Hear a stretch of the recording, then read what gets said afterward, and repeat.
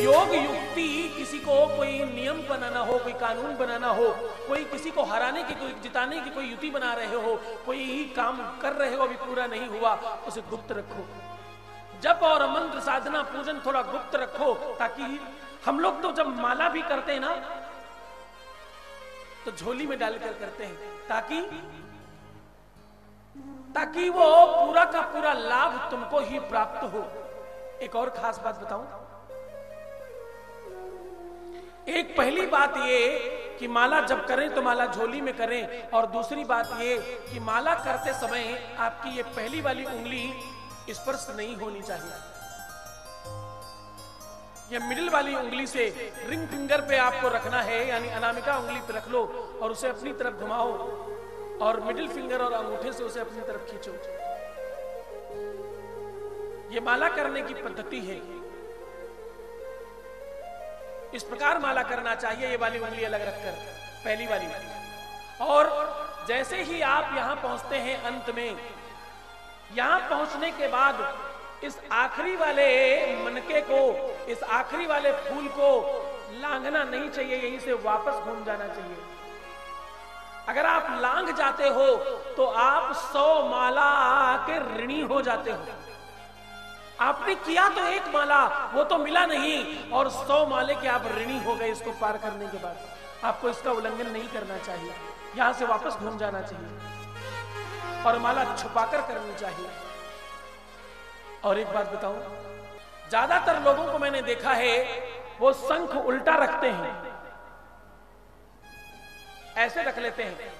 घरों में शंख होना चाहिए, शंख रखने से लक्ष्मी बढ़ती है, लेकिन शंख उल्टा नहीं रखना चाहिए। शंख हमेशा ये जो इसका मुख है ये ऊपर की ओर होना चाहिए। कायदे में तो शंख का सही देखा जाए तो शंख का आसन होता है, शंख को उसके अपने आसन पर ही रखना चाहिए। शंख अपने आप में एक आयुध है और लक्ष्मी दिलाने का बड़ा माध्यम है। चाहे वो दक्षिणावर्ती शंख हो और चाहे वामवर्ती शंख हो, चाहे कक्षप शंख हो, शंख 42 प्रकार के होते हैं।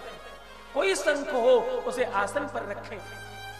आसन नहीं है कोई दिक्कत की बात नहीं, कटोरी का बनाओ, उसमें अनाज भरो और उस अनाज में खूब आनंद से शंख को स्थापित करके रखो।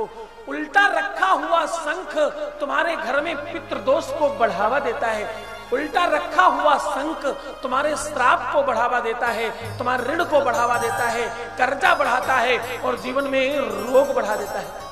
इसलिए शंख उल्टा नहीं रखना चाहिए। ज्यादातर लोगों को देखा है घंटी रखने के लिए किधर भी रख देते हैं। घंटी कभी भी कहीं भी नहीं रखना। ये वो वाद्य है, ये वो साज है, ये वो आयुध है, ये वो देवता है जिसके एक बार बुलाने से परमात्मा स्वयं पधार जाता है। कौन है ये? वो देवता है जिसके एक बार बुलाने से स्वयं परम पिता परमात्मा पधार जाते हैं, आ जाते हैं। इसको हमेशा अपने बाएं अंग की तरफ रखना चाहिए, बाईं तरफ रखना चाहिए। दाहिनी तरफ हमेशा जल रखा हो, बाईं तरफ घंटी रखी हो और दाहिनी तरफ ही दिया जल रहा हो, तो समझना तुम्हारा पूजा संपन्न हो रहा है, तो तुम समझना तुम्हारा पूजा सही सही चल रहा है। और एक बात बताऊं, आसन बिछाते समय बहुत बड़ी संख्या में लोग गड़बड़ करते हैं। आसन ऐसा मानो, अब यहां पे खूब सारे धागे निकले होते हैं एक साइड में, दूसरी तरफ भी, या यूं समझो लंबाई और चौड़ाई आसन की ऐसी होती है। हमेशा ये लंबा वाला जो हिस्सा है ऐसे सामने रखना चाहिए, ये जो छोटा वाला हिस्सा है वो इधर और लंबा वाला जो हिस्सा है वो सामने। क्यों? क्योंकि तुम्हें लंबाई में ज्यादा जगह चाहिए। ये नियम है। आसन को उल्टा बिछाने से आपका पाप क्षीण हो बढ़ जाता है और पुण्य क्षीण हो जाता है। आसन पर बैठकर ही पूजा करनी चाहिए, बिना आसन पर बैठे पूजा किया हुआ पूजा नहीं लगता। तुम अगर खड़े खड़े प्रणाम भी करते हो तो आसन पर खड़े होके किया करो, ताकि वो पूजा तुम्हें प्राप्त हो जाए, वो पूजा तुम्हें मिल जाए, वो पूजा तुम्हें हासिल हो जाए। इसलिए आसन पर खड़े होकर किया करो। और एक बात कहूं, जीवन में एक तो आसन के बगैर पूजा नहीं करना और दूसरा पूजा करके सीधे उठ मत जाना। हमेशा आसन बिछाकर पूजन करें और जब उठ रहे हो तो पहले आसन को हल्का मोड़ दे उठने के पहले और प्रणाम करें जल डालकर, उसके बाद आसन से उठना चाहिए। अन्यथा तुम्हारा पुण्य इंद्र चुरा कर ले जाते हैं और तुम्हें वो पुण्य प्राप्त नहीं होता। जब आप मोड़ कर प्रणाम करें तो आपको कहना चाहिए ओम शक्राय नमः। क्या कहना चाहिए? ओम शक्राय नमः। ये नियम अगर तुमसे छूट जाए तो चिंता न करना, अपने घर जाना, मोबाइल खोलना, सद्गुरुनाथ जी महाराज करके यूट्यूब चैनल है, उसमें ये कथा लाइव चल रही है, वहां रिकॉर्डिंग होकर